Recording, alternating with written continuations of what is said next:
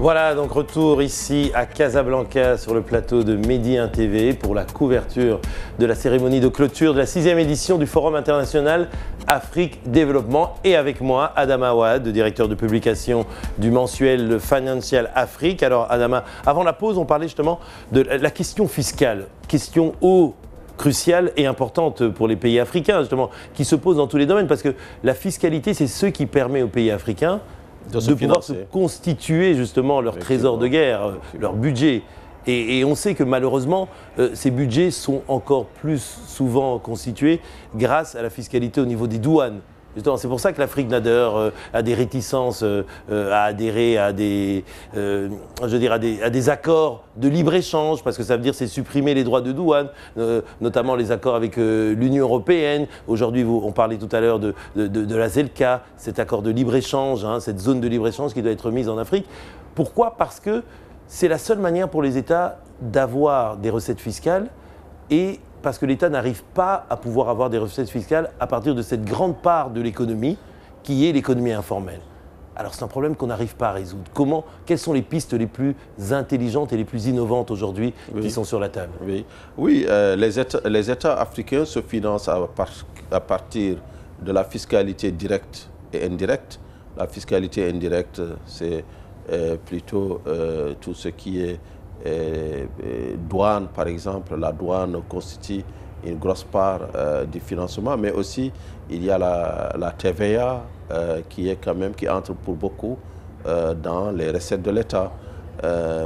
Il y a aussi les taxes, les différentes taxes et impôts des entreprises, des entités, donc qui entrent dans le financement de l'État, des grands projets et le fonctionnement aussi de cet État.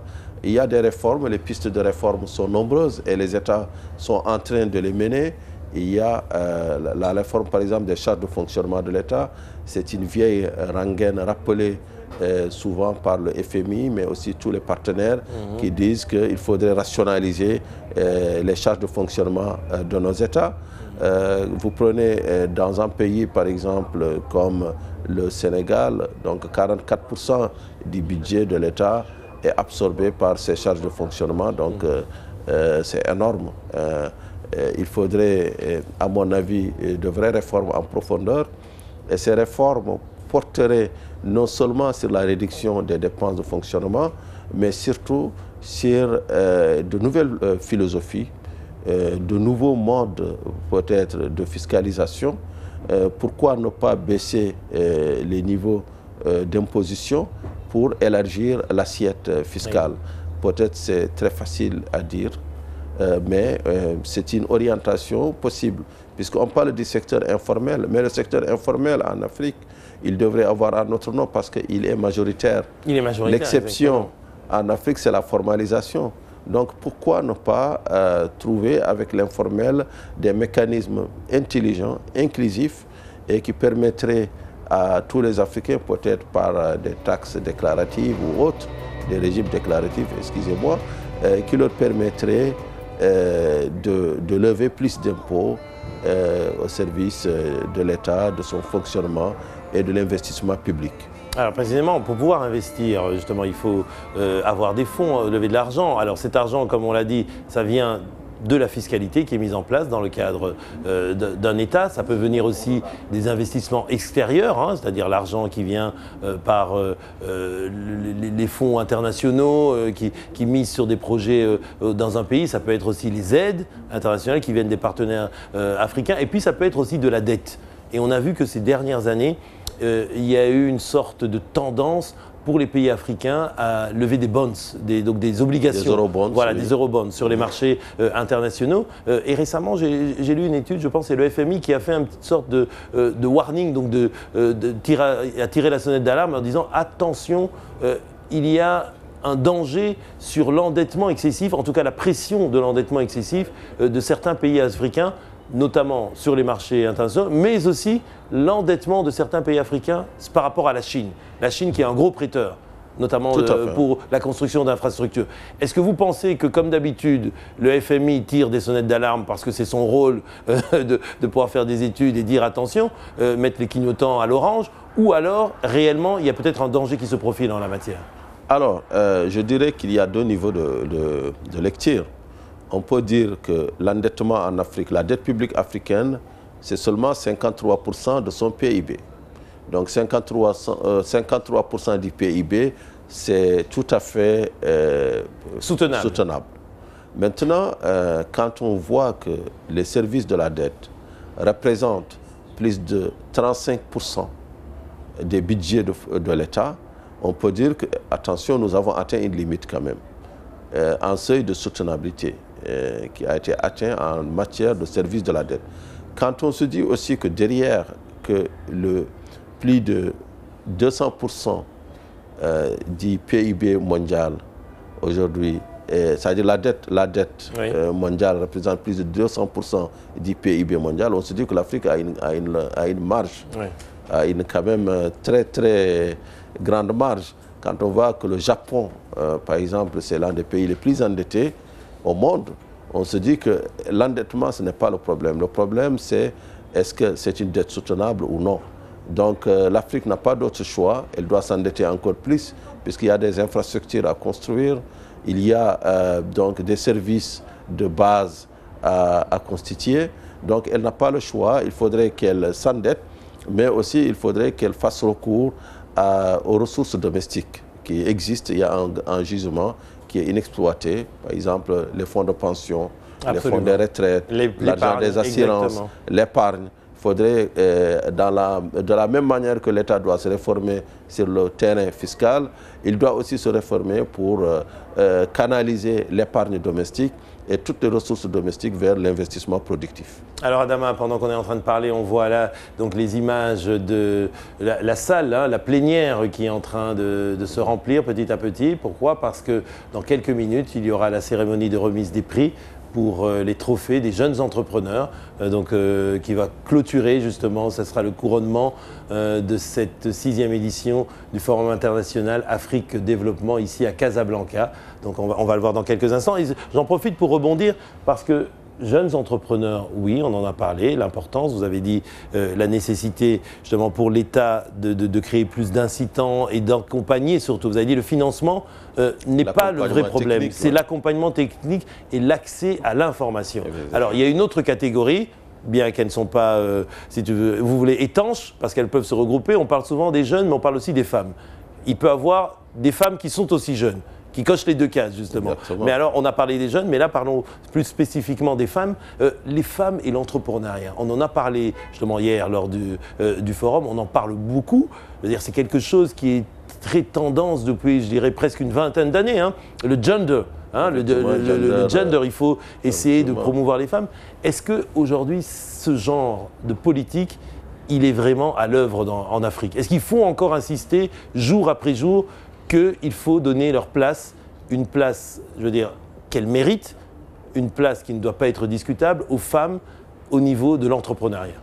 Oui, réjouissons-nous d'abord d'une chose, c'est que l'Africaine est apparemment, selon toutes les études, celle qui entreprend le plus devant la femme, devant l'américaine, devant l'européenne et devant l'asiatique. Donc ça, c'est une réalité. Maintenant, en Afrique, ce qu'on constate, c'est que les réglementations évoluent, l'État s'ouvre de plus en plus aux femmes, il y a des parités mécaniques qui sont instituées, mais les mentalités, les préjugés subsistent. Le vrai problème de la femme réside dans des préjugés quand même qui la relèguent au rôle de bonne épouse qui doit rester à la maison, qui doit éduquer les enfants. Donc il faudrait peut-être passer à la prochaine étape. Et la prochaine étape, c'est quoi? C'est de dire, écoutez, nous devons valoriser la femme et qu'à compétence égale, elle mérite et elle doit avoir le même salaire, le même traitement que l'homme. Absolument. Et de ce point de vue-là, il y a des bons exemples qui sont mis en avant en Afrique. Hein. Je veux dire, on peut citer l'exemple du Kenya, l'exemple du Maroc, l'exemple du Rwanda, où justement il y a une véritable promotion de la femme, mais qui est devenue un enjeu crucial pour les politiques publiques. La politique pousse, on met en place des cadres spécifiques pour aider les femmes à créer des entreprises, parce que comme vous l'avez dit, quand des femmes se lancent dans le business, souvent leur business est beaucoup plus soutenable et beaucoup plus durable. Mais moi, ce que je voudrais savoir, et là je parle plutôt à l'homme des médias, Adama, l'homme des médias. Est-ce qu'en Afrique, il y a suffisamment de circulation de l'information pour que les bonnes pratiques, à la fois publiques et privées, soient partagées? Ce qui est fait de bien au Maroc soit vu et connu et peut-être appliqué au Kenya ou au Botswana? Je pense que là, Eric, vous touchez le rôle des médias, les médias africains. Est-ce que nous sommes suffisamment bien organisés pour permettre aux Africains de se connaître d'abord? De se connaître les uns les autres, exactement. Moi, j'ai l'impression que les Africains ne se connaissent pas. Les Africains de l'Ouest ne connaissent pas ceux du Nord. Il y a une vraie distance psychologique qui est là. Les Africains de l'Ouest ne connaissent pas ceux du Centre. D'ailleurs, c'est ce qui explique qu'il y ait eu beaucoup de visas, de restrictions. Il y a un sentiment de peur de l'envahissement qui est partagé par toutes les régions africaines. Vous avez aussi une réaction des insulaires du monde entier, et en l'occurrence les petits États insulaires africains qui ne veulent pas ou qui voient avec beaucoup d'appréhension les masses des grands pays que sont le Nigeria, l'Éthiopie, la RDC. Donc le rôle des médias, c'est de traiter des dynamiques des sociétés. Est-ce que nous faisons bien notre rôle? Je pense que plus ou moins oui, mais pour faire bien son travail, les médias devraient certainement se mettre à niveau. Et là, ça se joue du point de vue capitalistique, puisque les médias, c'est des plateformes numériques, et des plateformes numériques nécessitent beaucoup d'investissements. Est-ce qu'il y a suffisamment de capitaux investis dans les médias africains? Je pense que non. Et si jamais on abandonne ce terrain de l'information encore aux médias ou bien à des acteurs internationaux, nous continuerons à avoir une image de l'Afrique façonnée depuis l'étranger avec un préjugé extérieur. Donc les médias constituent aussi un enjeu d'intégration et un enjeu de développement. Un enjeu, oui, justement, un enjeu de développement. Pourquoi? Parce que comme vous l'avez dit, l'image de l'Afrique sera façonnée de l'extérieur et c'est ce modèle-là de l'Afrique, le miroir en quelque sorte de notre société qui doit être façonné par nous-mêmes en tant qu'Africains. Et de ce point de vue-là, vous insistez sur le fait que c'est un enjeu capitalistique parce que les médias sont des entreprises. Mais on constate qu'il y a une parcellisation justement de ces entreprises. Elles ne se mutualisent pas, elles ne se mettent pas ensemble pour essayer de peser sur ce marché. Un marché dans lequel d'ailleurs les médias hors Afrique, les médias extérieurs à l'Afrique viennent se positionner. On voit que les majors mondiales se positionnent en Afrique, sans les citer. Par exemple, CCTV, la télé chinoise, a créé un énorme bureau au Kenya où elle vient se mettre en Afrique. En Afrique de l'Ouest aussi. Voilà, parce qu'elle a conscience qu'il y a un marché en place. Bien sûr. Mais est-ce que la réaction des médias africains, je veux dire, Média TV Afrique, c'est un exemple, je veux dire, notable de créer une chaîne ici basée au Maroc pour pouvoir montrer l'Afrique telle qu'elle est, parler de l'Afrique aux Africains et par des créations de production, de contenus qui sont faits par les Africains. Financial Afrique aussi, mais des synergies entre nous. Exactement. Alors, il y a des synergies qui seraient pertinentes entre les médias africains parce que les modèles économiques nous imposent des restrictions budgétaires comme nos États. Nous ne pourrons pas avoir des correspondants dans les 54 pays africains, mais certainement nous pourrons, entre médias, créer des plateformes intelligentes, intégrées, avec des correspondants un peu partout, de manière à ce que l'Éthiopien qui est en Éthiopie puisse, quand il y a un événement important au Maroc, avoir un décrochage sur le Maroc, suivre ce qui se passe au Maroc, et vice-versa, donner aux Marocains la chance de voir ce qui se passerait demain en RDC ou au Soudan. Donc ce sont ces plateformes intégrées qu'il faut créer parce que les réponses sont dans le capital, mais surtout dans les synergies, dans cette volonté aussi et cette vision d'aller vers une Afrique intégrée. Maintenant, il y a un obstacle, et l'obstacle, c'est un peu le même qui existe dans le secteur bancaire. Il y a les frontières, il y a les règles, les normes, les régulations qui font que nous sommes dans un secteur très morcelé. Parce que quand on parle des médias, on pense au marché publicitaire. Absolument. Le marché publicitaire unique africain n'existe pas encore. Peut-être avec la ZLECA. Il existera avec la ZLECA. Parce qu'aujourd'hui, si vous avez des compagnies qui font les publicités, elles le font et c'est normal dans leur marché. Sur une base nationale. Tout à fait, c'est normal, c'est tout à fait normal.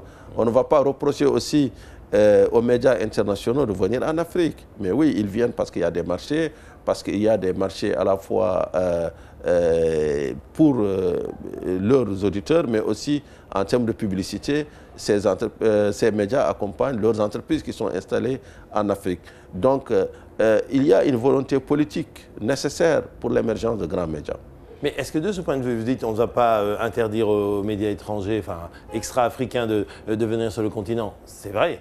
On peut travailler dans cet esprit de liberté et d'ouverture, mais à la fois, est-ce que ce ne serait pas considéré comme un secteur stratégique, tout comme sont considérés certains autres secteurs stratégiques? Regardez, l'Europe a récemment, l'Union européenne, mis en place des règles pour protéger certains secteurs stratégiques de l'investissement chinois, par exemple. Pour dire que les Chinois ne peuvent pas investir dans l'armement, ne peuvent pas investir dans certaines infrastructures, le nucléaire ou l'aéronautique, de peur non seulement qu'il y ait une fuite des brevets, mais aussi qu'il y ait des positions dominantes dans des secteurs considérés comme stratégiques par l'Union européenne, des positions dominantes de la Chine. Est-ce que l'Afrique ne devrait pas penser la même chose dans le domaine des médias? Moi, je pense que les dynamiques protectionnistes que nous voyons en Europe et en Amérique sont à rebours de la mondialisation et de la globalisation. Et que, à long terme, tous avec les mêmes forces dans cette mondialisation. Déjà, pour ces grands pays, à long terme, ils seront perdants. Parce que la globalisation impose aujourd'hui de nouveaux modèles économiques qui sont incompatibles avec les fièvres nationalistes et protectionnistes qui relèvent du populisme, de la peur de ces foules. En Afrique, nous devons penser à notre force, et notre force repose sur ce grand ensemble, cette ZLECA. On n'en parlera jamais assez. C'est la seule force, le seul levier capable aujourd'hui de permettre à l'Afrique de traiter à part égale avec ces grands ensembles. Et en constituant la ZLECA, l'Afrique ne doit pas avoir peur de l'ouverture. Au contraire, l'Afrique a besoin d'ouverture pour le transfert de technologies, pour le transfert de capitaux, pour les investissements directs étrangers. Donc l'Afrique naîtra ou ne naîtra pas dans le partenariat. Donc ce qui doit se faire, c'est essayer d'inciter à une volonté politique partagée par tous les pays africains de constituer de grands médias. Mais ces grands médias ne se constitueront pas en fermant la porte aux médias internationaux. Ça ne sert à rien à l'ère de l'Internet, à l'ère de la déréglementation, à l'ère de la dérégulation. Mais c'est en essayant, avec des leviers qui ont été éprouvés ailleurs, avec des leviers nationaux, régionaux, la CEDEAO, l'IOMOA, la Commission de l'Union africaine, essayer d'identifier un certain nombre de plateformes médiatiques, d'ailleurs où s'arrêtent les médias, entre parenthèses, voilà, un certain nombre de leviers pour accompagner les élans et les dynamiques de l'Afrique nouvelle. Ouais. Et de ce point de vue-là, justement, vous avez dit, à l'heure d'Internet, on ne peut pas arrêter un média parce qu'il a beau se trouver en Australie ou aux États-Unis, il peut être vu ici aussi à Casablanca ou à Ouagadougou ou à N'Djamena. Je veux dire, il n'y a pas de frontières. De ce point de vue-là, vous qui travaillez dans un média, justement, un média pas traditionnellement de la presse papier, comme on pourrait dire, vous êtes en front line, donc vraiment en ligne de front par rapport à ce choc numérique. Comment vous arrivez à l'intégrer? Alors, effectivement, il y a un choc numérique ou bien même une ibérisation, puisqu'on parle de déréglementation, dérégulation, et tous les services sous licence sont menacés. Prenez le secteur bancaire, la banque telle qu'on la connaissait. La banque de papa, comme on dit. J'allais dire la banque de papa, mais notre banque nous-mêmes, elle n'existe plus. Avant, il fallait avoir une licence, avoir un capital minimum. Mais aujourd'hui, en 2 temps, 3 mouvements, on fait une opération de levée de fonds de Paris. On lève de l'argent à partir de la diaspora. On part investir dans un autre pays. Donc, il y a de nouveaux enjeux qui sont là, qui sont liés à la mondialisation, à l'Internet. De même, on prend l'assurance. Aujourd'hui, un supermarché qui vend des couches pour bébés peut vendre des polices d'assurance. Donc le courtier qui était là, qui s'est constitué à la longue, n'a plus droit de citer ou bien doit se réformer. Même aujourd'hui, vous voyez, les GAFA, les géants de l'Internet, peuvent concevoir parfaitement des polices d'assurance, des systèmes de transfert d'argent et même, et de plus en plus, prêter de l'argent et en recevoir. Donc, il y a une convergence et on n'y peut rien, sauf à réinventer la roue, sauf à vouloir faire comme la Russie. D'ailleurs, la population russe s'y oppose, créer son propre Internet. Absolument. Mais est-ce que l'Afrique doit s'inscrire dans ce refus de cette réalité ou bien en profiter pour développer ses propres modèles? Parce qu'encore une fois, il ne s'agit pas de créer une Afrique fermée au monde, mais une Afrique ouverte, mais consciente de ses forces, qui n'a aucun complexe et qui sait qu'avec son talent, avec son histoire, avec l'énergie de sa jeunesse, elle peut arriver à créer des modèles très pertinents, très rentables. Mais encore une fois, épargnons l'Afrique des vagues de repli sur soi, de velléités identitaires qui concernent plus certains pays développés et qui sont dans des contextes de chômage et de dépression élevés. Alors un volet aussi important, vous venez d'en toucher un mot au passage, vous avez dit justement l'Africain qui se trouve un peu partout dans le monde, et justement moi je voudrais m'arrêter sur le rôle de la diaspora. Vous savez que dans le cadre de l'Union africaine, il y a 5 régions continentales et la 6e région, c'est justement cette diaspora africaine, cette diaspora très importante qui, on le sait, a un poids économique important. Les envois, les remittances qu'on appelle, donc les envois d'argent de la diaspora représentent, je crois, 2 ou 3 fois l'aide publique au développement que reçoit le continent africain chaque année. Donc c'est en milliards de dollars. Mais simplement, ce n'est pas suffisamment ou de façon efficace canalisé vers des projets à large impact ou à fort impact de développement. De ce point de vue-là, est-ce que les choses sont en train de bouger? Est-ce qu'on comprend au niveau national, je pourrais le dire, au Maroc, on l'a très bien compris, le rôle des MRE, ce qu'on appelle les Marocains résidant à l'étranger, ils sont bien encadrés et on a vu que leur impact économique et leur pouvoir d'achat est bien géré ici par le pays. Au Sénégal aussi notamment, il y a toute une infrastructure qui a été mise en place au niveau de la gouvernance pour essayer de canaliser au Nigeria aussi également. Mais au point de vue justement du continent africain, cette prise de conscience, elle fait chemin selon vous? Alors, la diaspora, c'est 60 milliards de transferts par an, 60 milliards de dollars. Maintenant, notre tort, nous les médias, c'est que souvent, on arrête là l'analyse. Voilà, je vous interromps Adama parce qu'on est en train de voir les images justement de la reprise de la cérémonie de clôture avec le président Julius Maada Bio de la Sierra Leone qui préside donc cette cérémonie de clôture, qui vient d'entrer dans la salle plénière aux côtés de M. Mohamed El-Ketani qui est là pour présider cette séance qui va justement être la remise des prix, la remise des trophées pour les jeunes entrepreneurs. Voilà, les choses sont en train de se mettre en place. Donc on attend que tout ça commence pour faire profiter à nos téléspectateurs. Voilà, on passe la parole donc au direct. À vous, Tanger. Thank you for Mr. President. Thank you, Mr. President. Thank you a lot for honoring us chairing this ceremony. Ladies and gentlemen, as you understood, we have time for advocacy and sharing thoughts. We have also time for networking and B2B meetings. And we need time to celebrate. We need time to celebrate people that can be role models in our continent, in our countries. Entrepreneurs. And we need time to differentiate between young entrepreneurs and those that understood a long time ago that South-South cooperation is something very valuable and can create value for their home country, but also for other countries. So we're going to celebrate all together, and I'm very happy to moderate that session. We're going to start, ladies and gentlemen, by a short video about Smart Up story dedicated to young entrepreneurs.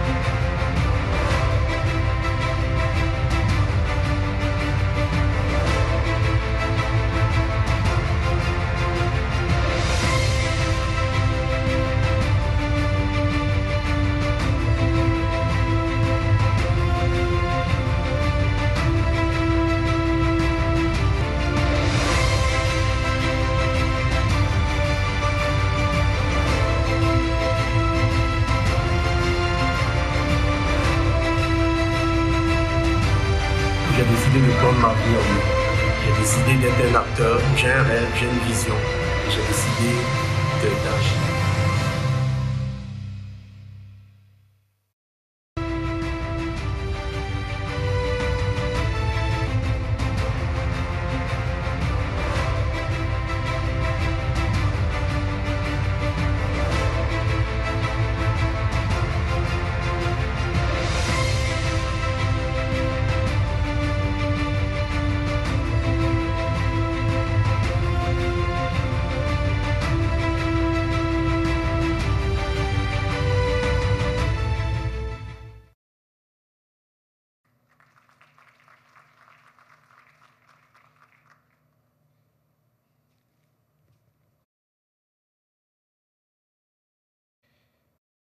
Merci aux équipes techniques qui ont suivi tout le périple de ces jeunes entrepreneurs, et y compris hier ou ici même au Forum international Afrique Développement, ils ont pu capter les images de ces jeunes qui défendaient leurs organisations et leurs entreprises. Je voudrais proposer d'accueillir le président du jury de ces trophées jeunes entrepreneurs, et qui est le président directeur général du Fonds d'investissement panafricain privé Al-Meda, M. Hassan Ouragli. S'il vous plaît.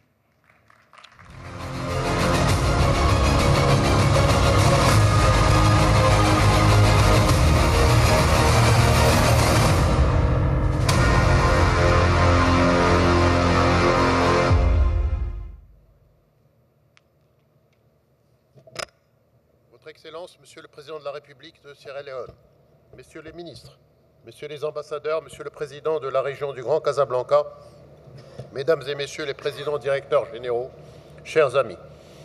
C'est un grand plaisir pour moi de présider cette remise des trophées des jeunes entrepreneurs. La Fondation Al-Meda attache en effet une très grande importance à l'esprit d'entreprendre et entend multiplier les initiatives favorables à l'entrepreneuriat. Nous avons ainsi fondé dès 2007 l'association Injaz Al-Maghrib, qui depuis sa création a sensibilisé plus de 100 000 jeunes Marocains à l'esprit d'entreprise. Et nous ambitionnons d'amplifier cette action puisque dans les 2 années à venir, nous aurons touché 250 000 jeunes.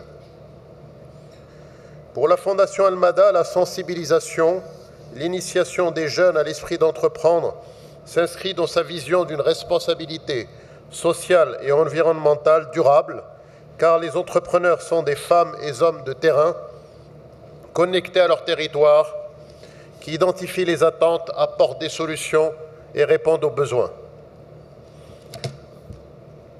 L'Afrique doit faire confiance à l'Afrique, et ces trophées qui récompensent des projets nés en Afrique, portés par des jeunes Africains, en sont le témoignage.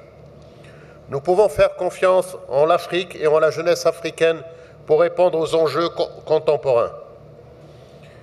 Dans quelques instants, nos amis ici présents dévoileront les 3 finalistes qui ont retenu l'attention de notre jury.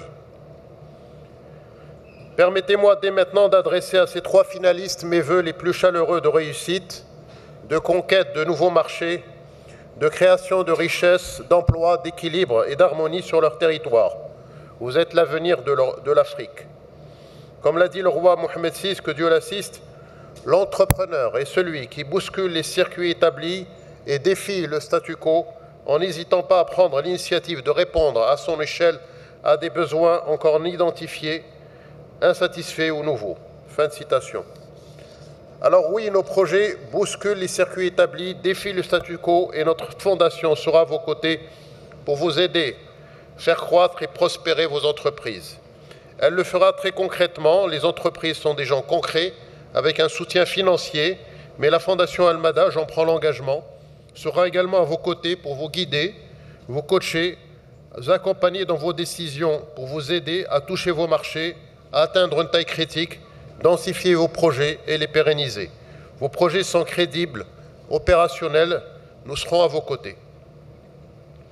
Les qualités dont vous témoignez, persévérance, foi en votre intuition et conviction devront demain être complétées par les talents innombrables que vous devrez identifier, fédérer pour dépasser les horizons qui sont aujourd'hui les vôtres. Talents managériaux ou commerciaux, gestion des phases de croissance, levée de fonds et recherche de financement, très prosaïquement, gestion administrative, recrutement, une entreprise et une aventure humaine, inspirationnelle, faite de vision et de capital humain. Il faudra aujourd'hui, demain, relever des défis et accomplir des merveilles. Vous connaissez peut-être cette phrase attribuée à Mark Twain, « Ils ne savaient pas que c'était impossible, alors ils l'ont fait ». Je vous invite donc à être l'entrepreneur que vous rêvez d'être et à réaliser cet impossible. Ayez confiance en vous-même, tout est possible. Et maintenant, mettons fin au suspense. Monsieur Thami Rorfi, je vous cède la parole. Voulez-vous appeler un premier membre du jury afin qu'il nous révèle le premier projet primé, en vous remerciant? Merci, merci Monsieur le Président. Je ne vais pas vous laisser... Venez. Mettez-vous à ma droite si vous voulez bien. Je ne vais pas vous laisser retourner dans la salle. Je voudrais évidemment appeler, et vous avez raison, je vais appeler quelques membres du jury d'abord parce que il faut qu'on se rende compte qu'il y a du travail derrière. Et si vous permettez, évidemment, je donnerai la parole à l'un d'entre eux parce qu'on aura envie d'écouter comment ça s'est passé. Je voudrais appeler les membres du jury et par correction, je vais commencer par les dames. J'espère que je ne me trompe pas sur leur prénom, leur nom. Kenzel Hlou, fondatrice et managing partner de Outlease Venture Maroc, Égypte, Nigeria, Afrique du Sud. Elle passe beaucoup de temps à voyager, cette dame. Venez, madame. Monsieur Harry Tommy Davis, President African Business Angels Network, Nigeria. Thank you for being here, Mr. Davis. And I know all the work you do in Nigeria and how people appreciate your impact in Nigeria and around Nigeria. Thanks a lot for being among us. Je voudrais accueillir M. Rida Brahili, fondateur et CEO de Ki ou Kai Foundation. Il est là? Oui, oui, oui. Et, mesdames, messieurs, vous savez qu'on a dit qu'on célébrait. Alors, célébrer mérite des applaudissements. Ah oui, voilà, merci. Alors, en réalité, ceux que j'appelle maintenant, c'est ceux qui ont fait le moins de travail. Ils ont été jurys. Mais ceux qui ont vraiment souffert et transpiré, c'est les jeunes. On va applaudir tout à l'heure aussi les jeunes. On va continuer par appeler les autres membres du jury. Monsieur Samir Abdelkrim. Où est-ce qu'il est, Samir? Oui, Samir est un globe-trotteur. Il fait le tour de l'Afrique. Il est tech-reporter pour Le Monde et Les Échos et fondateur de Startup Bricks Emerging Valley, auteur de Startup Alliance Africa. Merci Samir de temps en temps d'envoyer les mails là où tu es. Ça me permet de suivre ce qui se passe sur le continent. Monsieur Aaron Fou. Ah non, alors je crois qu'il n'est pas là. Il est reparti. Mehdi Alaoui. Il est là. Voilà, Mehdi Alaoui, CEO, founder de la Factory. Et Screen D, président de la commission au sein du patronat marocain de la CGM, qui est en charge de tout ce qui est, évidemment, accompagnement dans le numérique et des jeunes start-upers. Et Nabil Hayat, directeur de l'investissement d'Atijari Invest. Il est là, Nabil. Voilà. J'ai un micro par là. May I ask you some questions, sir? Sure. How was this jury? How was your panel when you had to judge that, guys? Correct. And it's an amazing situation. I mean, they have to bargain, they have to show how they are talented, they have to explain what is the impact, they have to convince. It's a hard job. How was it? How did you see that young people in front of you? Well, it was actually a two-stage process. So we judged all the pitches to assess the proposition, whether it was a viable economic, or also to judge the team and how innovative it was as an opportunity. So based on that, we then shortlisted, and then we had to debate, and it was a feisty debate. Really? As the judges will attest, yes. Very, very interesting debate. But eventually, we settled on first, second, and third. Oh, wonderful. Yes. So we have the three winners today. Correct, we do. Oh, I love that. So we have the results. And before discovering the results, let's discover who was competing yesterday here in Casablanca. On va voir la liste des nommés.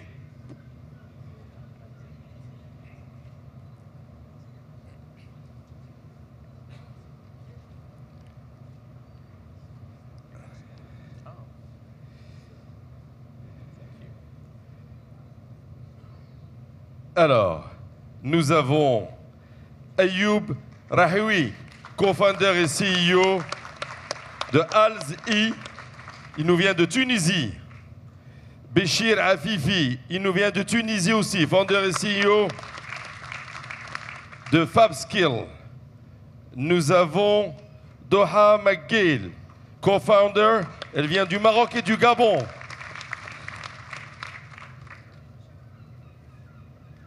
Gaëlle Egvidi, elle vient du Maroc et du Togo.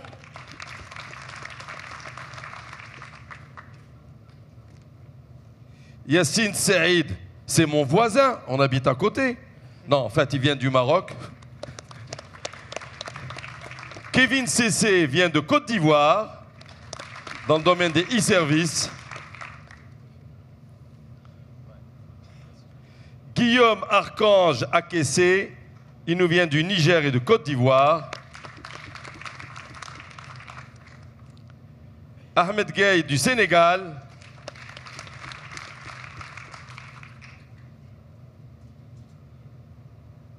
Et Oussama Abdou qui vient de France.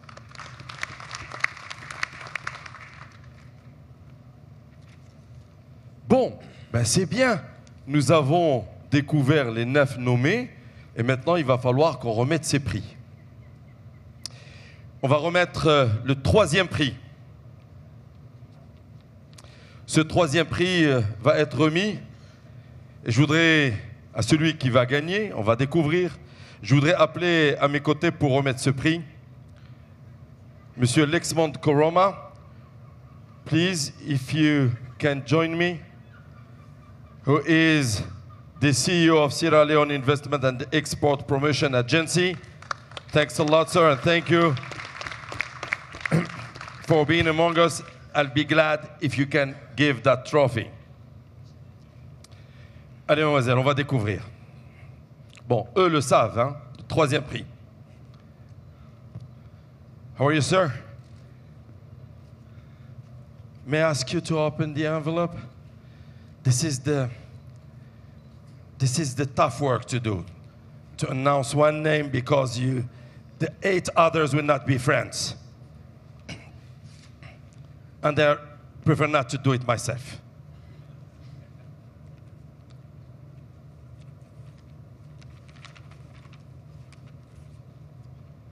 Thank you. So the winner is Gaëlle Ibindi. Gaëlle Ibindi.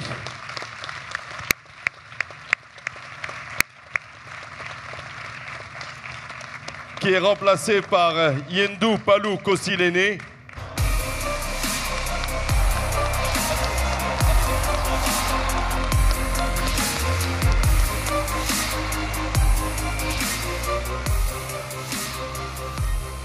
Monsieur le président du jury, président de MEDA, si vous voulez vous mettre avec eux pour la photo, s'il vous plaît.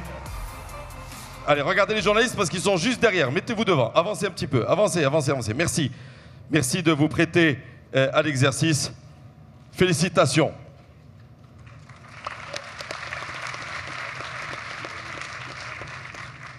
Thank you very much, sir. Ne partez pas, monsieur. Restez. Venez, venez, venez, venez. Voilà, mettez-vous là. Approchez un peu à la lumière. Please draw near. Be under light. Thank you, that we can see all of you. Thanks a lot. Mais quand on gagne, on s'en va pas. On montre qu'on a gagné, mon ami. Alors, on va remettre le 2e prix. Je voudrais appeler à mes côtés Monsieur Peter Bayouko Conte, qui est ministre du Commerce et de l'Industrie du Sierra Leone. Thank you, Mr. Minister, for being among us, and thanks a lot for joining us here on the stage to give the 2nd trophy.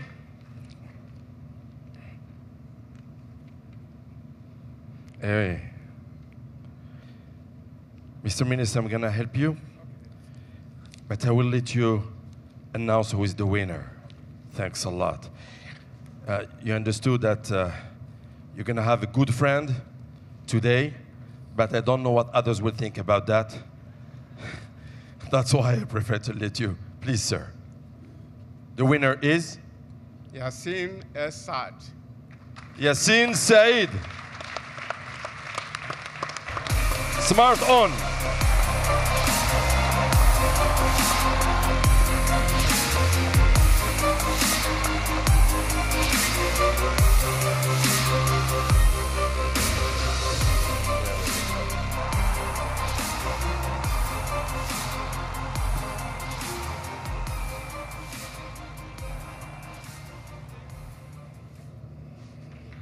Thank you. Thank you, Mr. Minister. Et on va voir le premier prix.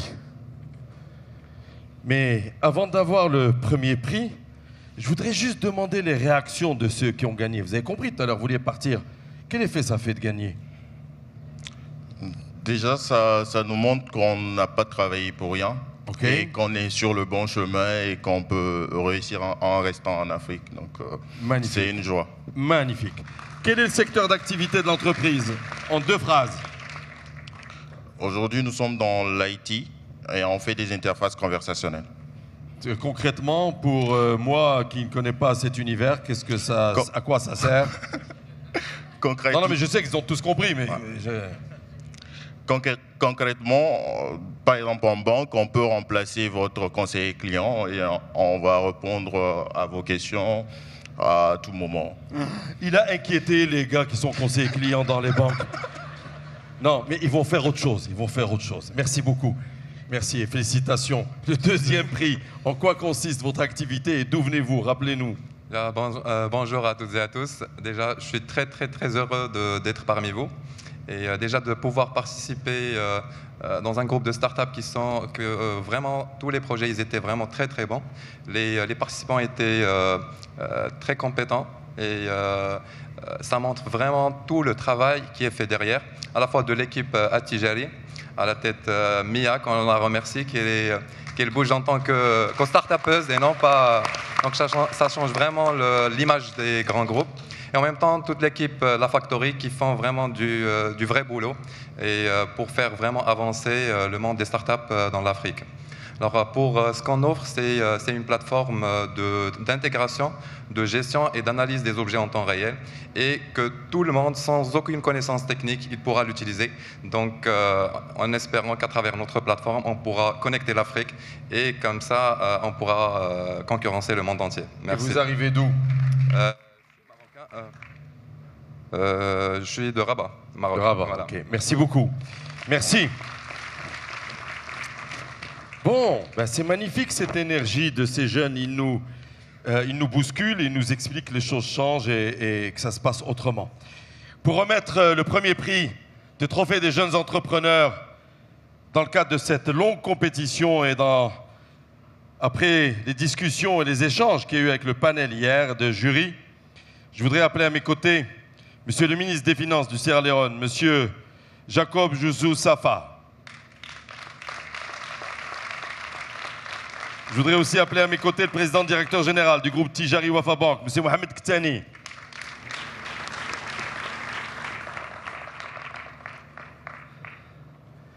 Thank you, Mr. Minister, for being among us, and thanks a lot for your participation with the whole delegation from Sierra Leone to this very wonderful forum. Monsieur le Président, venez, mettez-vous de ce côté si vous voulez bien. Mademoiselle, est-ce que je peux avoir l'enveloppe du premier gagnant? Bon, je vais vous aider.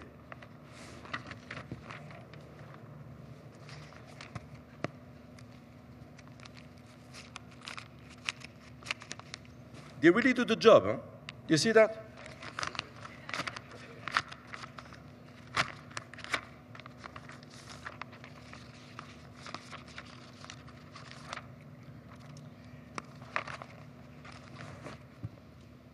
So the winner is?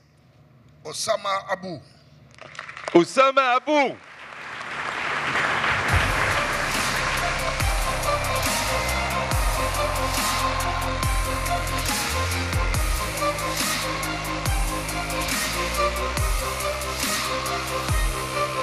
Osama Abu. Premier prix de ce trophée des jeunes entrepreneurs. Ça va, Oussama? vais faire semblant que ça va bien, que tout va bien. Oui, c'est vraiment incroyable. Le jury hier, j'ai une phrase de Beaumarchais qui me vient comme ça en tête, c'est « Sans la liberté de blâmer, il n'est point d'éloge flatteur ». Alors, j'ai juste une chose à dire, c'est que j'ai compris les éloges du jury. Et en tout cas, merci. Je ne pensais pas être à la hauteur d'un jury aussi prestigieux. Et on est formidablement accueillis ici. Je suis parti il y a quelques temps du Maroc et ça me donne goût de revenir, ça me donne goût d'y remettre mon entreprise, qui est quelque chose à laquelle je tiens.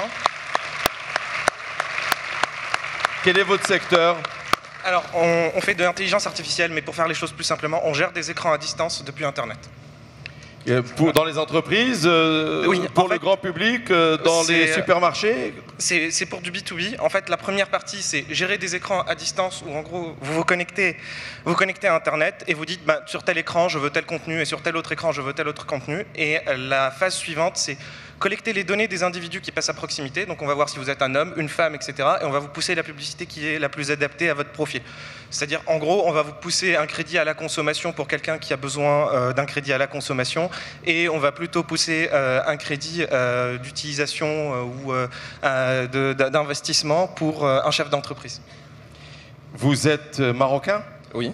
Vous vivez en France? Oui. Dans quelle ville en France? Je vis à Paris. Et l'entreprise est aussi basée à Paris.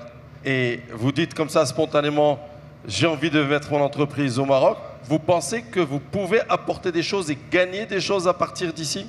Bien sûr, en fait, j'ai été le plus jeune chef d'entreprise au Maroc. Donc, il y a 8 ans, j'avais créé mon entreprise et je suis parti en France justement pour avoir un peu plus d'opportunités parce que l'écosystème n'était pas ce qu'il est aujourd'hui. Oui. Et aujourd'hui, oui, on peut revenir. Je le vois, l'écosystème parisien et même dans le monde des startups qui restent finalement petits, il y a énormément de Marocains. On crée énormément de valeur.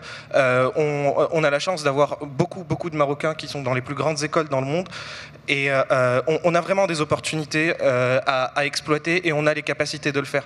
Et je pense que tout le travail qui va arriver, et je ne sais pas si vous le validerez, mais ça sera toute la structuration en fait de ce secteur et c'est clairement ce que vous êtes en train de faire aujourd'hui. Super. Mettez-vous à côté. Mettez-vous à côté. Mr. Minister, can you draw near here? Thank you. Mettez-vous ensemble. On va faire une photo de groupe avec les membres du jury, si vous voulez bien. Mettez-vous devant. Avancez un peu, sous la lumière. Voilà, merci. Ensemble, faire une photo du jury. Et je ne sais plus où est mon deuxième micro. Il est là, peut-être? Ah, voilà, merci. Je voudrais, please, I just want to have maybe one last question. We have the 3 winners, but I understood that the debate was a little bit hard when you had to discuss. And you maybe decided to give another trophy. Is that the case? That is correct. And why did you decide it? Because we had to buy another trophy, we had to prepare everything during night, and you were sleeping and having a rest, and you were working to have this 4th trophy. Amenez-moi le trophée coup de cœur, s'il vous plaît. C'est le coup de cœur du jury.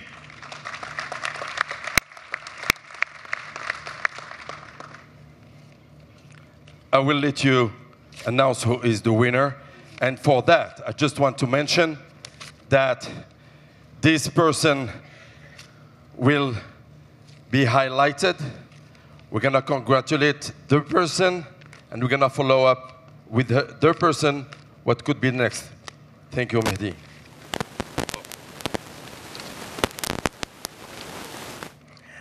And the most innovative, but not yet market ready, winner is Alzi Ayoub Rahoui. Ayoub Rahoui de Tunisie. Venez mon cher. Venez là.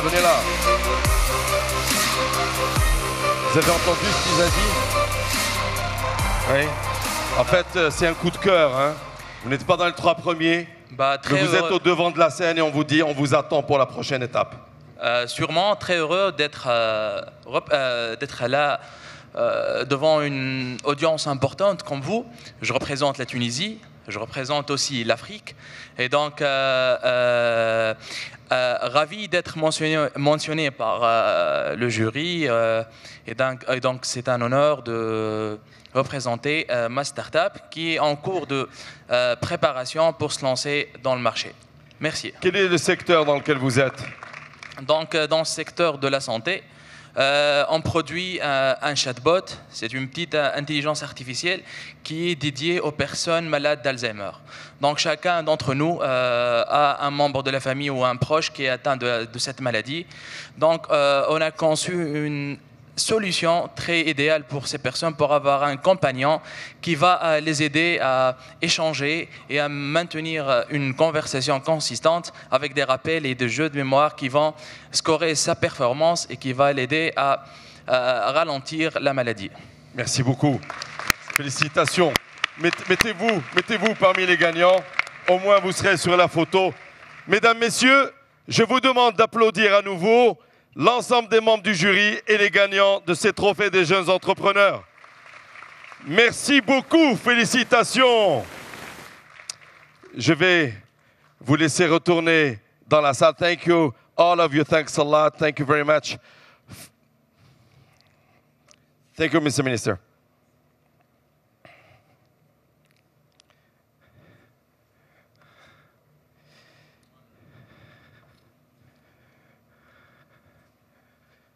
Vous imaginez si dans les entreprises, on ne pouvait passer notre vie qu'à remettre des trophées, ça serait vachement sympa. On passerait notre vie à célébrer, faire la fête, mais il faut travailler pour célébrer. C'est ça la règle. Nous allons maintenant, mesdames, messieurs, passer à la deuxième partie des trophées qui nous réunissent. C'est important de célébrer les chefs d'entreprise de demain, ceux qu'on vient de voir. Vous avez vu, ils sont très innovants, avec une audace exceptionnelle. Mais ce n'est pas la seule audace qu'il faut primer. Nous avons besoin de célébrer l'audace de celles et ceux qui ont compris tôt qu'il y a intérêt à développer une coopération sud-sud, qu'il y a intérêt à construire ensemble, qu'il y a intérêt à voyager et à rencontrer nos autres frères africains, qu'il y a intérêt à se mettre autour d'une table et manger comme mange mon frère africain et ma sœur africaine, qu'il y a intérêt à ce qu'on parle et qu'on discute, parce que de là jaillissent de belles idées, et de là, on peut mieux servir nos clients, et donc nos consommateurs, et enfin, nos sociétés. Nous allons donc passer à la partie remise des trophées de la coopération Sud-Sud. Et je voudrais préciser que nous avons eu un jury avec deux coprésidents. Le président Salah Eddine Mezouar, président du patronat marocain de la CGM, est coprésidé par la présidente du patronat kényan. Et je vous propose d'accueillir pour son allocution M. Salah Eddine Mezouar, président de la CGM. Bienvenue, Monsieur le Président. Venez tout seul, Monsieur le Président, tout seul, venez.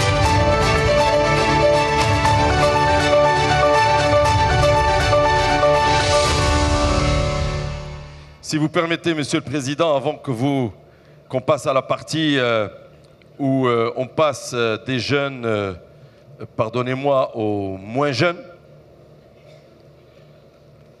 C'est qu'il y a des jeunes parmi ceux qui ont gagné. Hein. Non, mais je sais que vous êtes jeune, Monsieur le Président, mais en fait, je parlais des tout jeunes, tout jeunes. Je voudrais juste préciser pour les gagnants, ils sont toujours dans la salle ou ils sont partis envoyer des SMS et des MMS à leur famille avec leurs trophées? Ils sont toujours là. Je voudrais juste préciser que la Fondation Le Meda met la main à la poche pour soutenir financièrement les 3 prix.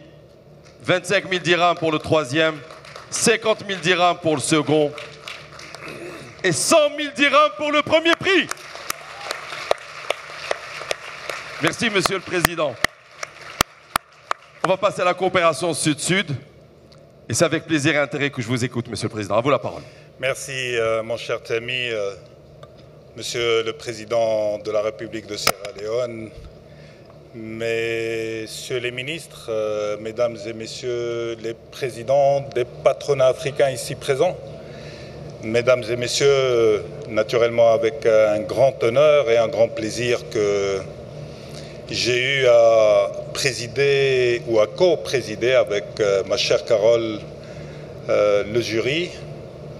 Et je voudrais sincèrement remercier Si Mohamed Ktani, Tijari Wafa Bank, ses équipes, le président de El Meda, pour l'honneur qu'ils nous ont fait, mais aussi pour ces moments exceptionnels que nous sommes en train de vivre à travers ce forum. un forum africain, fait par des Africains pour un avenir de l'Afrique, une Afrique plus intégrée, une Afrique plus engagée. Mais une Afrique qui fait confiance à elle-même et à ses compétences. On a vu les jeunes tout à l'heure.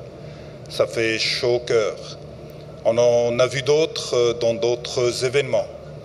L'Afrique regorge de potentialités, regorge d'innovation, regorge d'initiatives. Et il faut accompagner tout cela. Franchement, ce que vous faites est excellent, exceptionnel.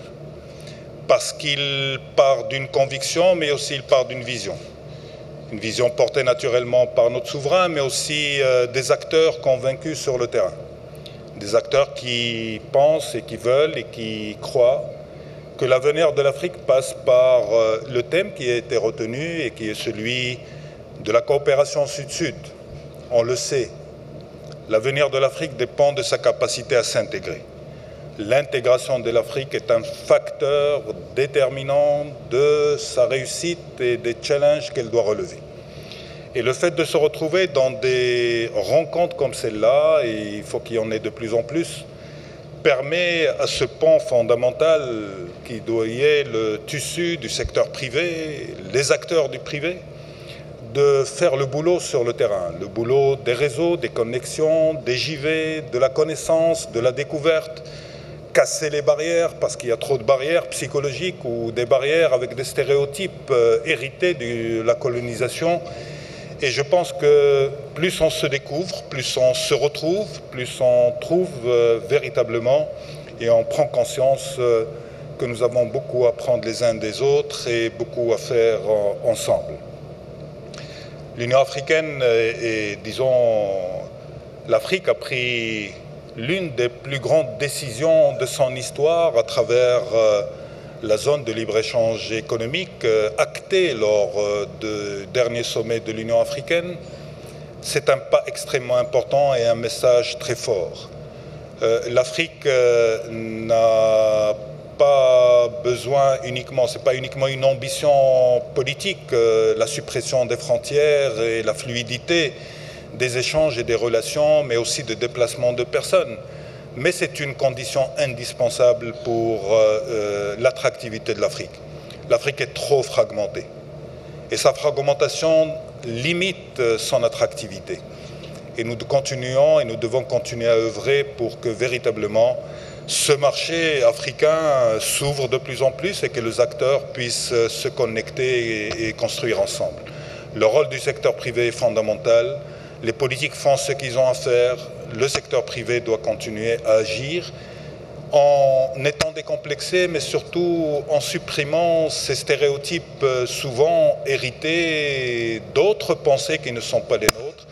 C'est de dire que nous voulons concurrencer ou nous sommes là pour concurrencer les acteurs dans les pays. Ce n'est pas la bonne réflexion ni la bonne approche. La bonne approche, c'est de se dire comment nous pouvons co-construire et comment nous pouvons gagner ensemble. Et les trophées qui vont être décernés aujourd'hui collent avec cet esprit-là. Ce qui a été demandé à ce jury était de dire, à travers d'un certain nombre de critères, quelles sont les entreprises. Elles sont nombreuses et je tiens à rendre hommage et à féliciter l'équipe qui a travaillé sur la liste et sur l'identification des entreprises sujettes au trophée ou potentiellement primables par rapport à leur intégration, leur impact sur leur environnement, également leur niveau de renforcement de l'intégration, de la transformation des ressources des pays en valorisation et en valeur ajoutée, en investissement et en investissement industriel, etc. En emploi, c'est autant de critères qui ont été retenus et je peux vous assurer que le débat était intense et parce que la qualité qui était présentée et la spécificité de chaque entreprise a fait qu'au sein du jury, il y a eu un débat et une discussion très poussée et très profonde. Et je peux vous assurer aussi que sur la base des critères qui ont été retenus et de la ligne directrice qui était celle de dire alors quel impact sur l'intégration, parce que le thème de l'intégration était là, quel impact sur l'emploi, sur la dimension également sociale de l'entreprise. Et c'est un sujet qui est fondamental dans le rôle et la dynamique, le rôle de l'entreprise africaine. Tous ces éléments-là, aux côtés naturellement de la santé financière, etc., ont été des éléments discutés, débattus. Et je sais qu'au niveau des résultats, ça s'est joué dans un mouchoir de poche. Et je tiens à rendre hommage à toutes ces entreprises-là pour leur qualité. La qualité de leur entreprise, de leur organisation, mais seulement la qualité de leur action dans leur environnement régional et pour certaines dans leur environnement continental. Voilà, cher ami, je ne veux pas être long, mais je tiens à féliciter toute naturellement l'équipe du jury. On n'était que des représentants de patronat, donc c'était facile et fluide. Et donc ça nous a permis de faire le boulot en toute âme et conscience. Mais en tout cas, félicitations aux gagnants et également à ceux qui n'ont pas été retenus. Merci. Merci, mon cher président. Merci. Merci, monsieur le président. Venez à mes côtés. Venez, s'il vous plaît. Venez. Je voudrais appeler à mes côtés la coprésidente de ce jury de la coopération Sud-Sud, Madame Carole Kariuki.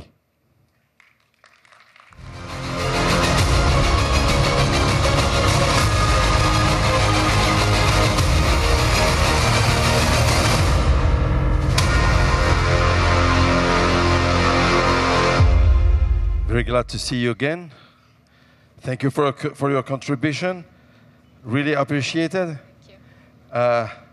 Did you have any particular discussion with the jury to make decisions? Actually, we just looked at the different companies, clarified what the criteria looked like, and very impressed by the companies that applied and what they're doing, not only in their countries but in the region, but also how they're growing financially and commercially, and the employment. You know, some of them are employing up to a tune of about 10,000 people in the different subsidiaries or in their outlets and all that. So it's really, really impressive to see what they're doing. But at a moment, you have to end discussion and make decision.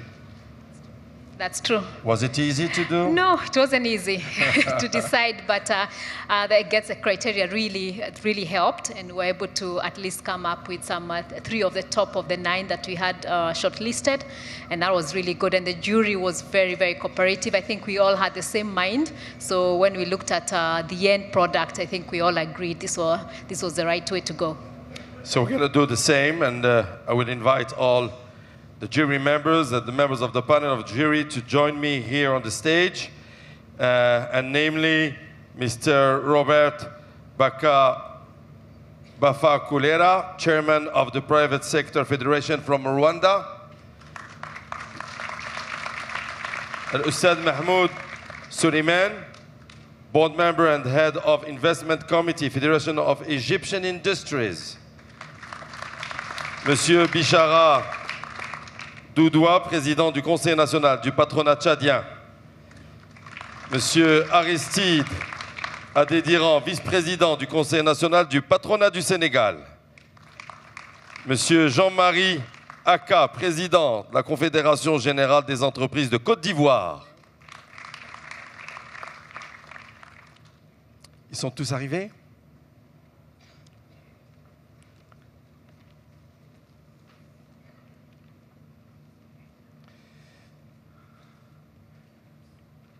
Bienvenue.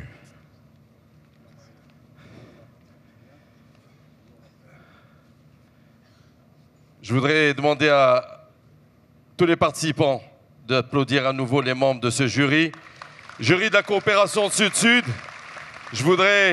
C'est extrêmement important et c'est un moment de célébration parce que quand les entreprises ont compris tôt qu'il faut coopérer entre pays africains et entre entreprises africaines, c'est déjà un grand pas au service de nos populations. Je voudrais demander au président du groupe Atijerofa Bank, M. Mohamed Kteni, s'il vous plaît, Monsieur le Président, et je voudrais, à travers vous, remercier toutes les équipes du groupe Atijerofa Bank dans tous les pays où ils sont présents, de faire le travail qu'ils font. Je voudrais, Monsieur le Président, vous remercier de nous donner l'occasion de nous retrouver régulièrement ici pour célébrer ces entreprises dans le cadre de la coopération Sud-Sud. Et je voudrais avant de découvrir quels sont les nommés et de remettre les trophées, parce qu'on est là pour les célébrer, mais juste parce que c'est plus fort que moi et que je dois le dire, vous vous êtes rendu compte quand même, messieurs les présidents et vice-présidents, qu'il n'y a qu'une seule femme. Il faut que vous laissiez un peu de place aux femmes dans vos organisations. Parce que, franchement, je sais que les femmes africaines font un travail immense, immense, et ont une capacité d'entrepreneuriat exceptionnelle. C'est pour ça que je devais le mentionner. Alors, allez en régie. On va continuer au bon rythme. Donnez-moi les nommés, si vous voulez bien, pour ces trophées de la coopération Sud-Sud. On y va. Alors, nous avons dans Carré d'Or, dans Côte d'Ivoire, Ebomaf, Burkina Faso, LCOID électrique, Égypte, Infologue, Mauritanie, Intelsia, Maroc, Ineos Industry, Rwanda, Sagam, Sénégal, Sodipa, Gabon, Source du pays, Cameroun. C'est un joli nom, ça, Source du pays.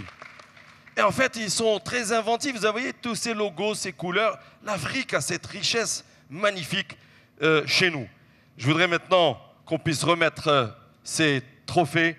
Et je voudrais appeler à mes côtés, pour remettre les trophées, Monsieur le ministre de l'Économie et des Finances du Mali, Monsieur Boubou Cissé. Bienvenue, Monsieur le ministre. Et je voudrais vous dire que je suis très heureux de vous revoir. Vous êtes un habitué de notre forum. Venez, Monsieur le ministre. Je vais demander au président d'Attigé Louafabank. Venez, Monsieur le président, tous les deux. Vous allez remettre tous les deux le trophée. Et je vais demander à ce qu'on me mette l'enveloppe du 3e prix. Ça va, Monsieur le ministre? Bon, magnifique. 3e prix de la coopération Sud-Sud. On a plein de pays qui sont retenus, hein. Le gagnant est... Infologue. Infologue.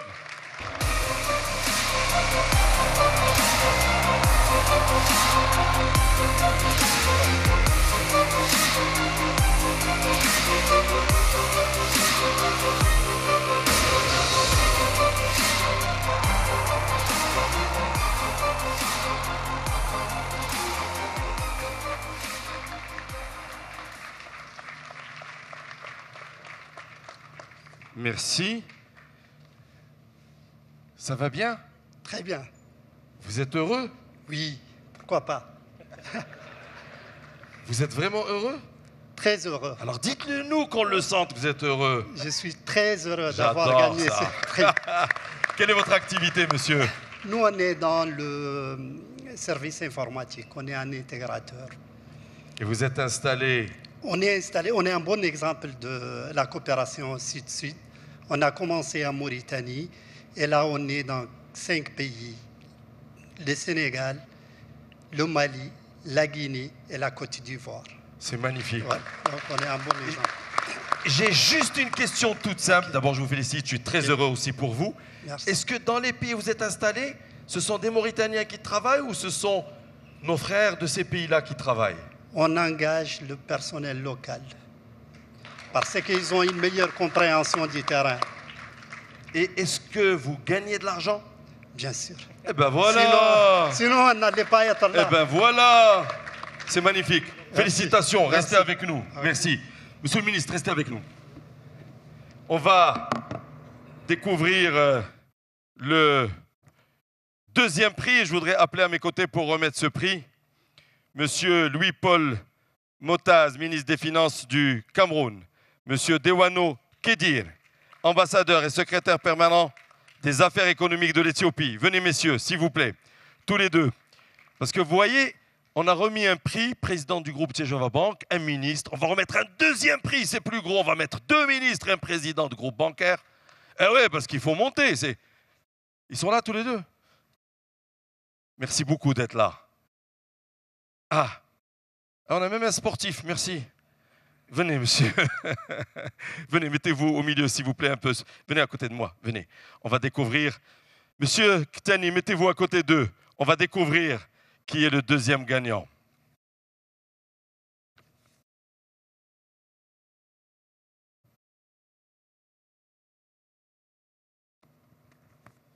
Le gagnant, c'est Ebomaf.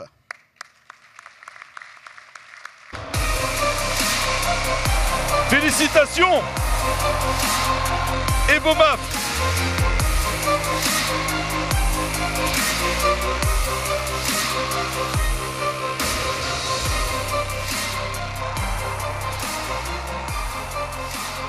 Allez, mettez-vous ensemble pour la photo.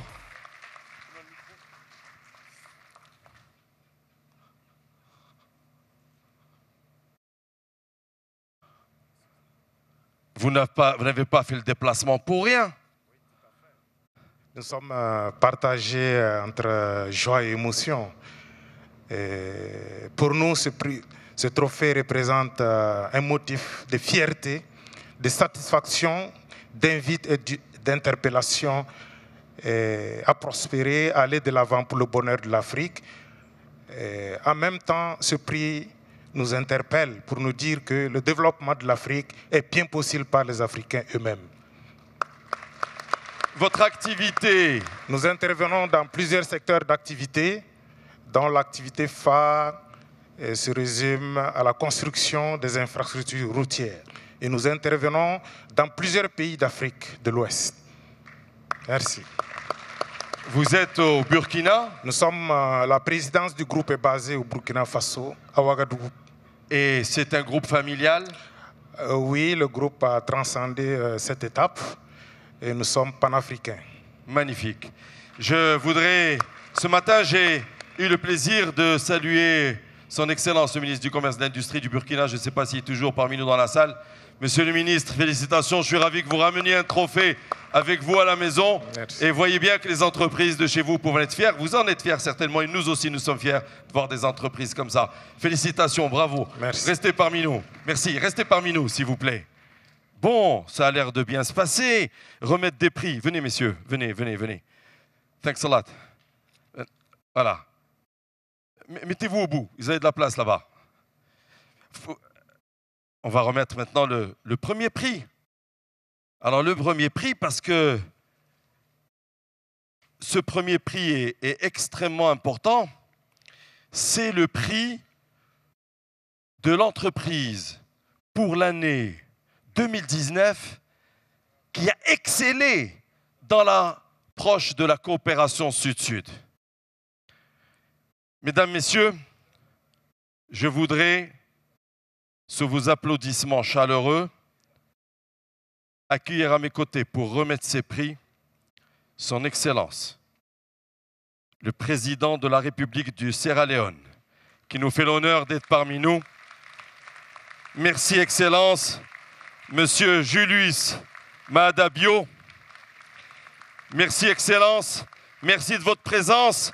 Merci de votre temps. Et merci de pouvoir soutenir les entreprises. Venez, Monsieur le Président.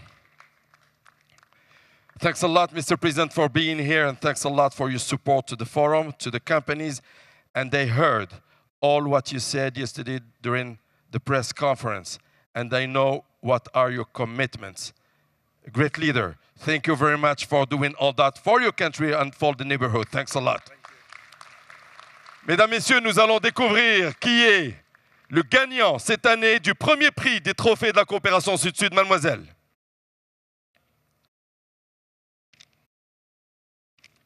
Remis par le président du Sierra Leone. Franchement, j'aurais rêvé, moi, faire beaucoup de coopération Sud-Sud pour recevoir ce prix. Bon, mais je vais m'appliquer pour les 10 prochaines années. Mr. President, I will ask you to play the role and to announce the name as the others has done before. Thank you very much. And the winner for the first prize, which is the Platinum Trophy for this year, 2019, for South-South Corporation is? El-Suwaidi Electric. El-Suwaidi Electric. from Egypt. This is a wonderful symbol. Mabrouk. This is a wonderful symbol from Sierra Leone to the east of Africa, northeast of Africa. The trophy given by His Excellency Mr. President to the representative of El Sewidi. Thank you, Mr. President. Congratulations. Monsieur le Président Tijari, venez. Monsieur le Président Delmada, venez s'il vous plaît. Venez à nos côtés. Venez, on va faire la photo avec le Président. Venez, Monsieur le Président.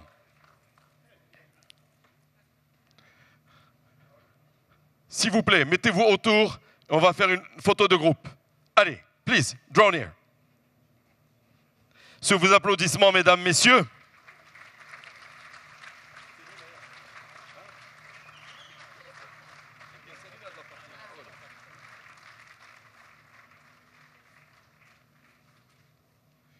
On célèbre, on peut continuer à applaudir. Attendez, mets-moi un peu de musique en régie. Un peu de musique, on doit célébrer.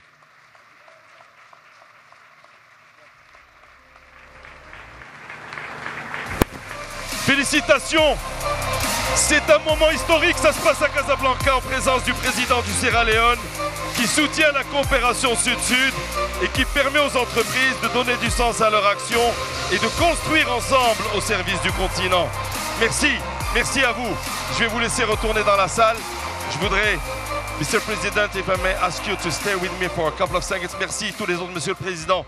Monsieur le Président, restez avec moi. Félicitations, merci, je vous laisse retourner dans la salle. Félicitations. Alors, Sewidi, c'est magnifique. Congratulations. Very happy for you. Mabrouk. Alf Mabrouk. Thank you very much. Thank you. Really honored to be here. Oh, thanks a lot. I'm very glad to have an Egyptian company, Asian group that has that wonderful trophy. Thank you, Mr. President, for staying among us this couple of minutes, and thank you for supporting the forum, being with us since yesterday morning when we started. We had 2 days of work, a lot of networks, business to business, meetings. We had the advocacy of thoughts that we wanted to serve our population, our societies. And having a leader in this conference room is something really vibrant and very, very valuable. And we are very sensitive, all of us, of the honor you give us to be here among us. In this forum, ladies and gentlemen, to thank the President for his leadership, for his presence, and his support. He will receive an honorary trophy to support his leadership in Africa and in South-South cooperation.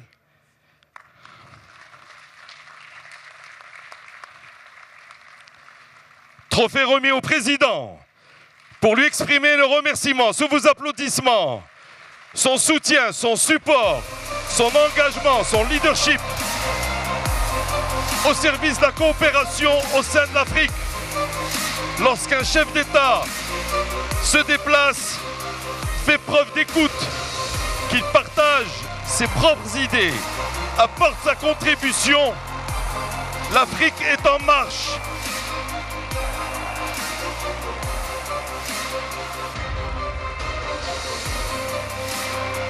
Vous pouvez, vous avez raison de l'applaudir, vous pouvez.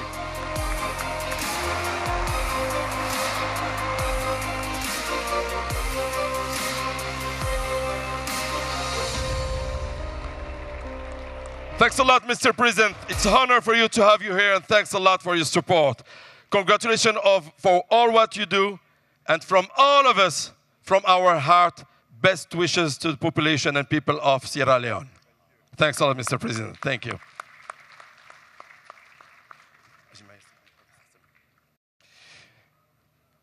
J'adore ces moments où on célèbre, c'est magnifique. Mesdames, Messieurs, je sais qu'on va déjeuner ensemble, encore faire des B2B, etc. Mais il était important de passer par ces moments. Nous sommes à la fin de ce Forum international Afrique Développement et je voudrais céder la place et la parole au président du groupe Tijari. En vous remerciant, Monsieur le Président, vous-même et à travers vous, toutes les équipes qui travaillent évidemment au service des entreprises, des particuliers, de l'inclusion bancaire, de l'inclusion financière. Et je voudrais vous dire que nous avons eu un très bon forum, Monsieur le Président. Et si vous permettez, avant que je vous cède la parole, parce que vous serez le dernier à prendre la parole, je voudrais remercier toutes les équipes techniques qui nous ont accompagnés, remercier toutes les équipes de sécurité, remercier toutes les femmes et les hommes de bonne volonté qui ont fait que ce forum avait de l'âme encore cette année. À vous la parole, Monsieur le Président. Merci.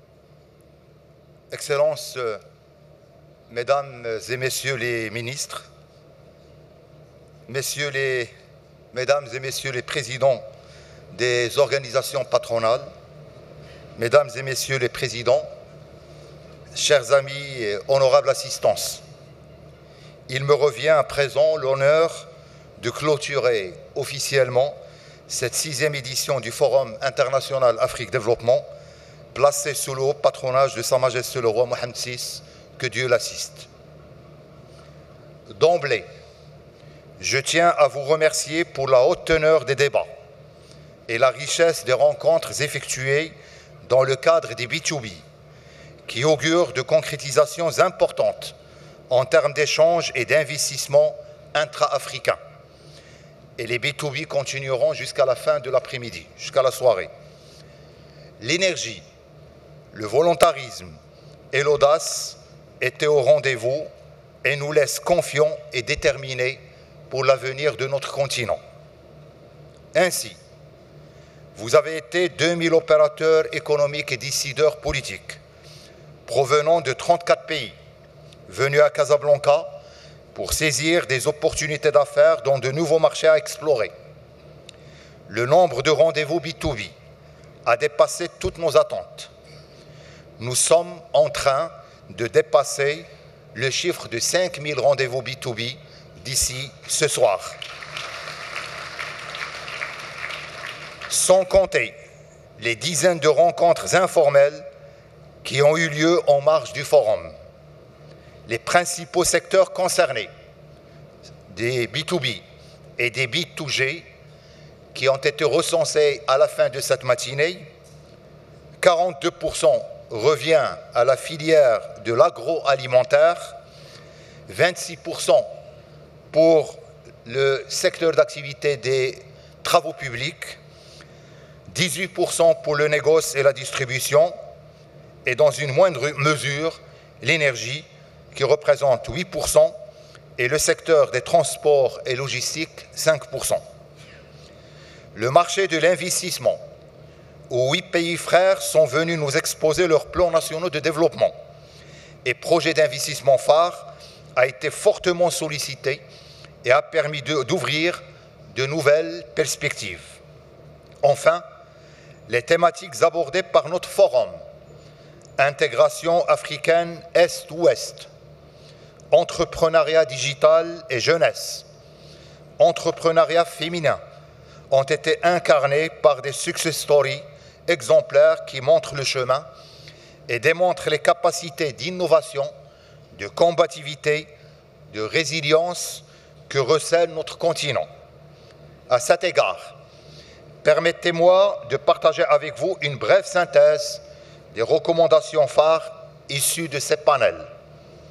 Le panel sur l'accélération de l'intégration régionale a mis en évidence les besoins de développer davantage les infrastructures sur le continent africain, notamment les infrastructures de connectivité qui constituent un levier essentiel de l'intégration, mais aussi les soft infrastructures digitales qui peuvent également contribuer efficacement à l'accélération de l'intégration en faveur des PME. Le panel Stand Up for African Women Entrepreneurs a quant à lui mis en évidence les initiatives et mécanismes de financement innovants qui sont en déploiement pour soutenir les femmes entrepreneurs, ainsi que la nécessité d'accélérer le déploiement et la communication autour de ces leviers en faveur de l'entrepreneuriat féminin. Le panel digital, en tant que levier de croissance en Afrique, et la contribution des jeunes start-upers africains a également produit un riche faisceau de recommandations dans deux directions. Premièrement, un soutien accru des pouvoirs publics pour créer des champions régionaux à travers la mise en place d'une réglementation souple et évolutive, l'assouplissement des conditions de création des entreprises en abaissant le seuil minimum du capital de départ ou encore la facilitation de la mobilité des personnes. Et deuxièmement, une meilleure synergie avec le secteur privé dans une démarche inclusive. Il a ainsi été notamment souligné qu'une start-up a besoin non pas de financement, mais d'un carnet de commandes bien garni et de la confiance d'une grande entreprise afin de lui commander sa solution et la déployer. En ce qui concerne le dernier panel de ce matin, je rappelle que le président d'El-Meda, M. Hassan El-Ouriagli, dans son introduction, a souligné que le positive impact est un thème important dans le cadre de l'intégration régionale et qui illustre l'ADN d'El-Meda.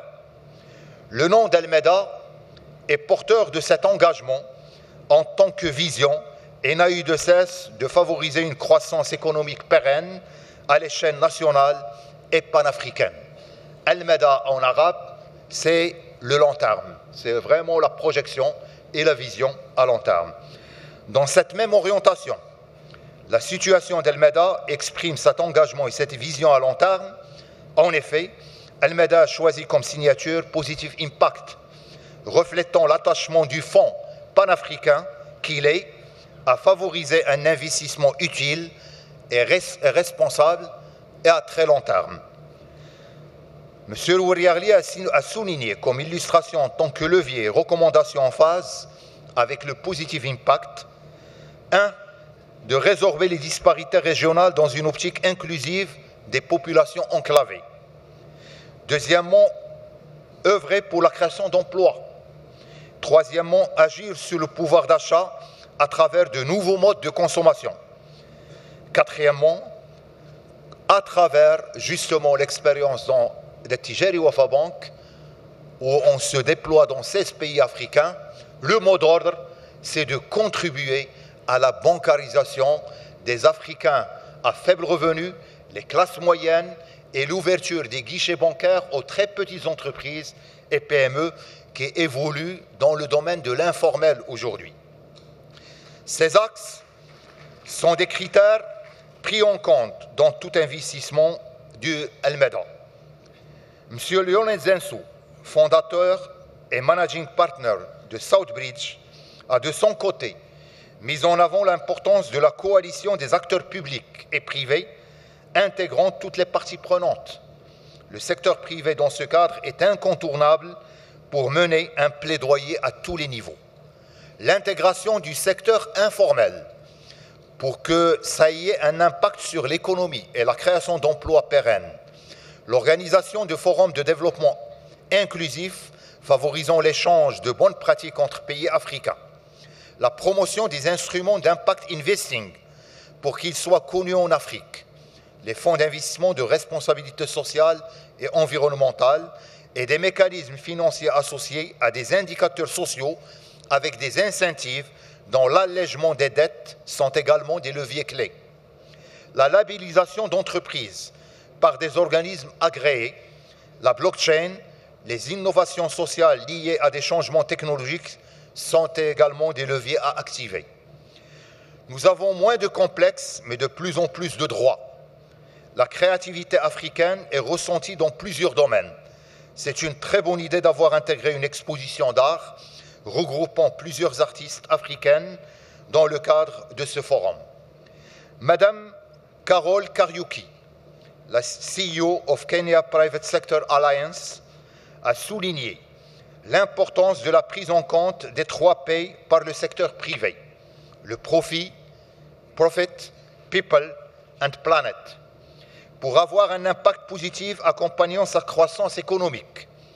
Le transfert de knowledge, la montée en compétences des NGO et des locaux pour s'appuyer sur des ressources locales, le déploiement de programmes de bourse d'excellence pour les étudiants méritants de familles pauvres. L'Afrique est en train de chercher ses propres leviers d'innovation pour pallier à ces lacunes à travers le mobile banking et les fintech pour démocratiser l'accès aux services financiers.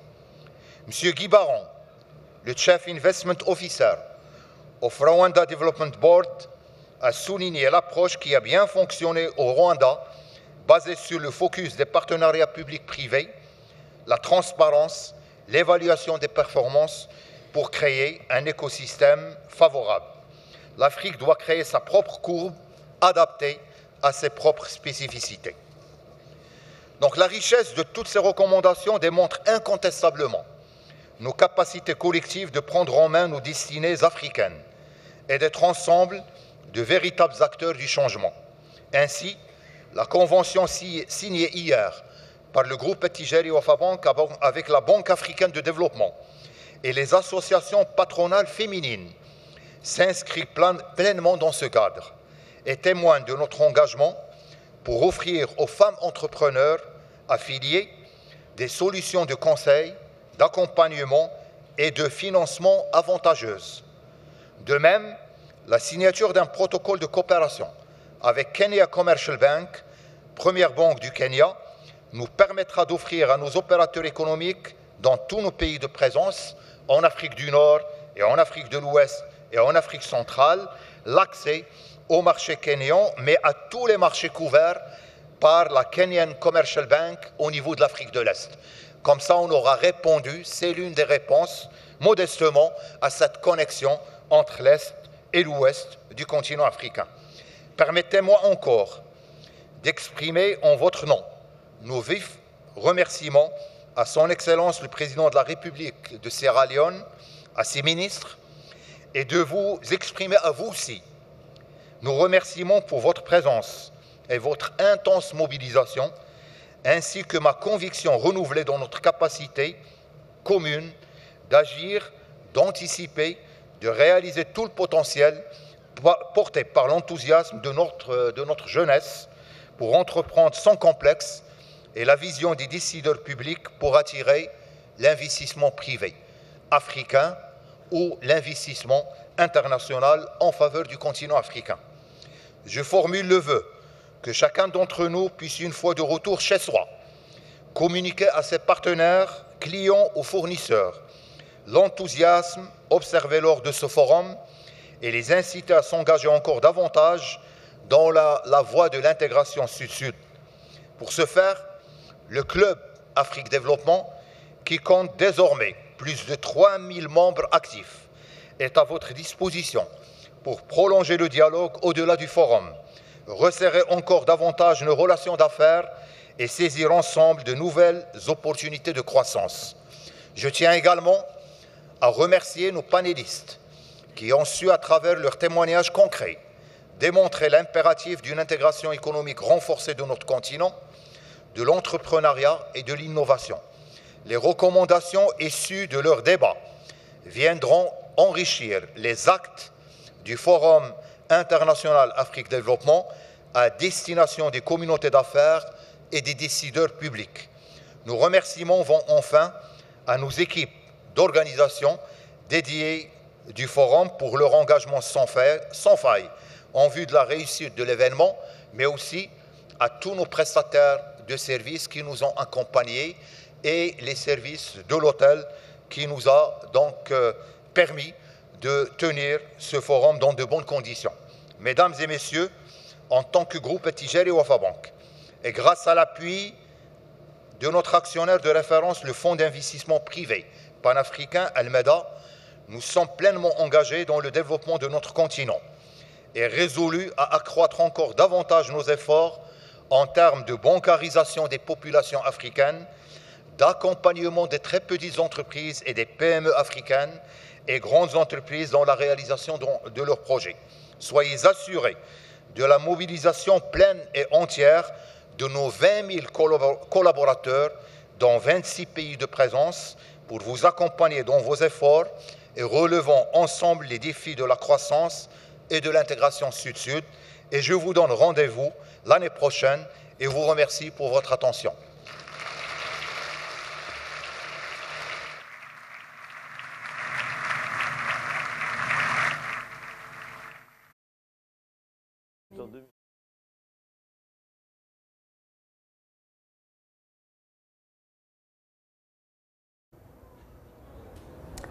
Nous venons donc de suivre la cérémonie de clôture de cette 6e édition du Forum international d'Afrique Développement, organisé donc par le groupe Attijari Wafa Bank. Et donc nous venons d'écouter et de suivre cette allocution de clôture du président directeur général du groupe Attijari Wafa Bank. Alors, qui a un peu fait le bilan, n'est-ce pas, de ce forum, de cette 6e édition du Forum Afrique Développement qui s'est tenu donc ici à Casablanca, les recommandations tirées à travers les différentes discussions qui ont eu lieu, mais aussi ce marché de l'investissement qui a permis à 8 pays africains, dont le Maroc, à exposer les opportunités d'investissement dans le pays. Voilà, c'était donc cette couverture spéciale. Je voudrais également remercier mon collègue et directeur de la rédaction Afrique au sein de Média TV, Eric Niendo, qui vous a accompagné également pour commenter ce forum de Afrique Développement, Forum international Afrique Développement. Merci beaucoup, Eric. Merci beaucoup, Radija. Alors, un mot, si on ne devait retenir qu'un seul mot, moi je pense, c'est ce qui a été dit au niveau des recommandations, l'idée qu'il faut penser long terme pour l'Afrique, parce que l'Afrique ne se construira pas en une génération. Il faut investir maintenant, demain se décide aujourd'hui, et donc on doit investir dans le durable pour notre continent. Et sur ces paroles ô combien sages, cette couverture spéciale touche à sa fin. Un remerciement pour les équipes techniques ici à Casablanca, mais aussi à Rabat, dans nos studios et dans nos plateaux à Rabat et au siège à Tanger, de vous avoir permis de suivre en direct et également le décryptage de cet événement, de ce 6e Forum international Afrique Développement. Merci à tous de nous avoir suivis. Très bonne suite des programmes sur notre antenne.